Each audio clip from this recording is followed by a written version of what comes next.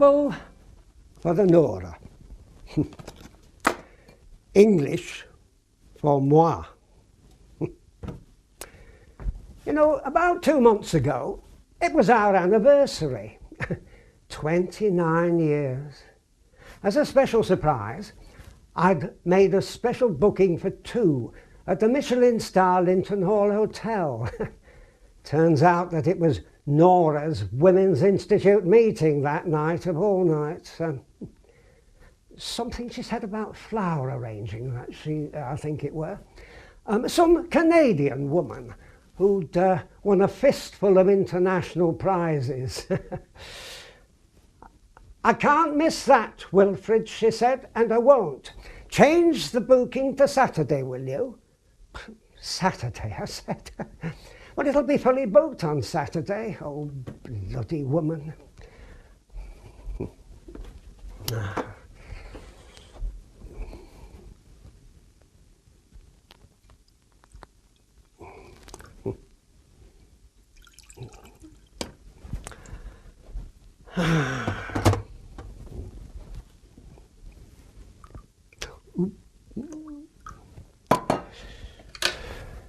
She used to drink ordinary tea, not herbal.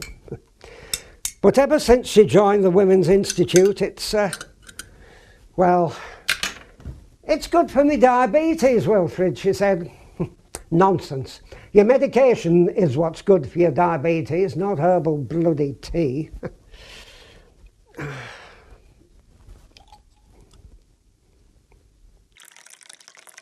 It's only her medication.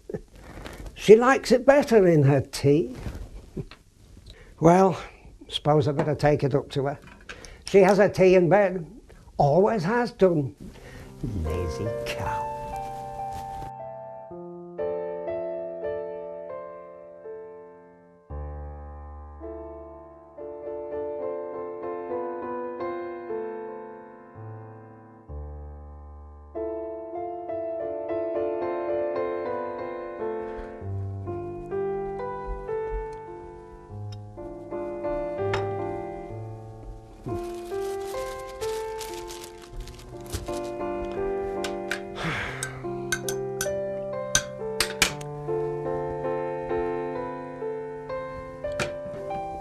You know, we've been having more rows lately, more rows than usual. Then there was all that trouble about the electrics. All that fuss, what a palaver. You see, I pay the bills around this house, always have done. Well, as far as I'm concerned, it's a man's job. Well, one day, I came home about tea time, and I found the latest account, it were lying there on the table. Only this time, it had been opened. She'd opened it. Well, what did you do that for, I asked her. We need to change providers, she said, looking as smug as next door's cat. We're being charged too much. Oh, change providers? I said, what the hell are you talking about? Look, I pay the bills around this house, and don't you forget it. And then, well, bold as brass, she said, if we shopped around a bit, we'd save on the electric. Well, I was flabbergasted. Shop around, I said. Look, we've been with British Electric for, well, nearly 20 years. We're not shopping around, and that's that. Well, Nora just turned round and stormed out of the room. And I had to get my own tea. You know, and then what? Guess what? Next morning, bold as brass, whilst I was at the post office, she was busy on the phone, phoning around with 4 different companies. And she signed up with Scottish Power. You know, I was furious, threatened to cancel. But, well, when she explained that we'd save, at least £280 a year, well, I let it slide.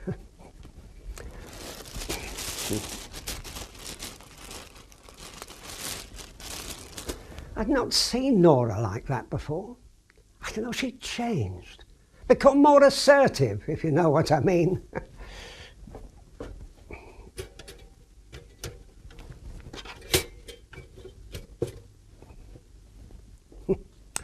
I didn't like to say it, but I think it were perhaps the change.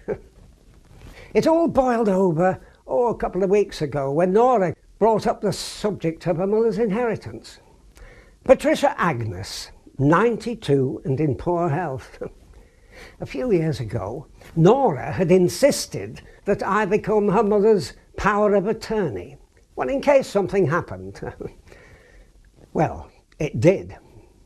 Patricia was taken into hospital to have a hip operation, and she caught a bug and then died. Her estate was worth £750,000. Oh, what a surprise. The bank manager suggested that we channel all the funds into bonds, unit trusts, and so on. Well, I signed the papers, and that was that. For the last couple of years, we've done quite nicely. And then one day, I got a letter from a firm called Guaranteed Prosperity Investments. Their Golden Years Opportunity Ventures caught my eye, and I phoned up to find out more. The lady on the phone asked if I'd like to meet one of their executive advisors. And, well, they said they'd send round a car to pick me up and then bring me home again. Very impressive, I thought. The meeting went better than I thought it would, and I agreed to phone the bank and instruct the manager to pass all the investments over into Prosperity. Well, I decided I wouldn't tell Nora about it, not for a while, not until the portfolio had realised the returns that Prosperity had promised.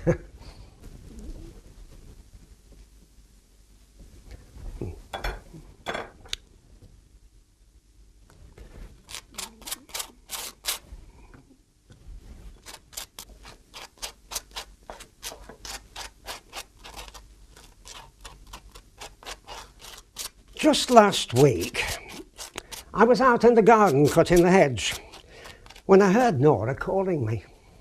She was standing by the fireplace, clutching a newspaper, with a look of thunder on her face. "What's been going on, Wilfred?" she said. "I've just had a phone call from the bank, and apparently 6 months ago you transferred all my inheritance into a firm called Guaranteed Prosperity or something." Well, I don't think I'd ever seen her looking so angry.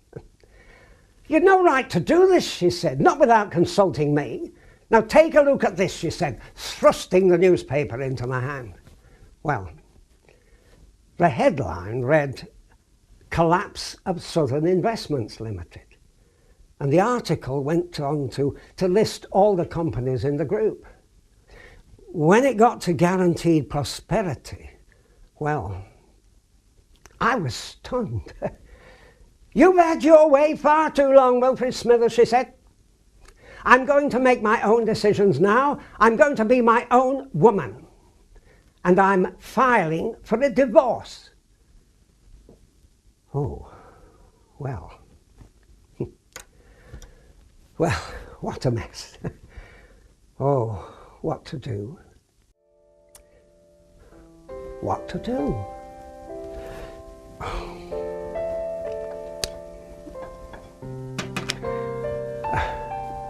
I'd better take other toast.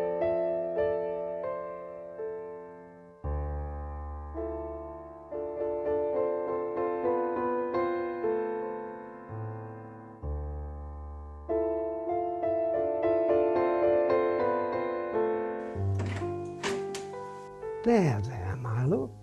No need for a divorce, is there? I'll take care of everything now.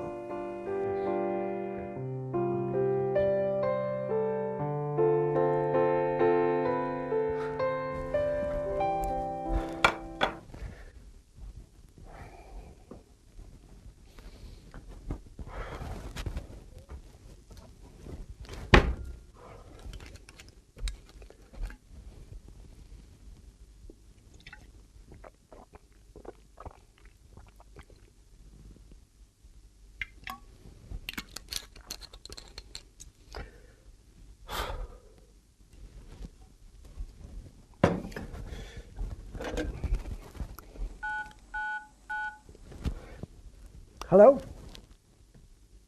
Hello? Oh, thank goodness. This is an emergency. It's my wife. I can't wake her. No. No, I can't. Yes. Well, yes, she is. She's diabetic.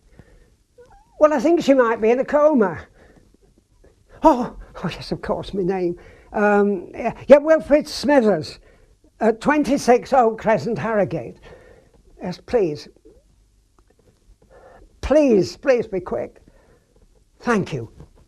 Thank you.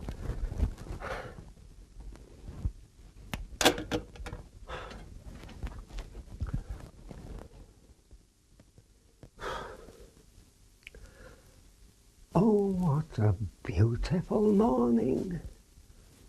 Oh, what a beautiful day. I've got a wonderful feeling.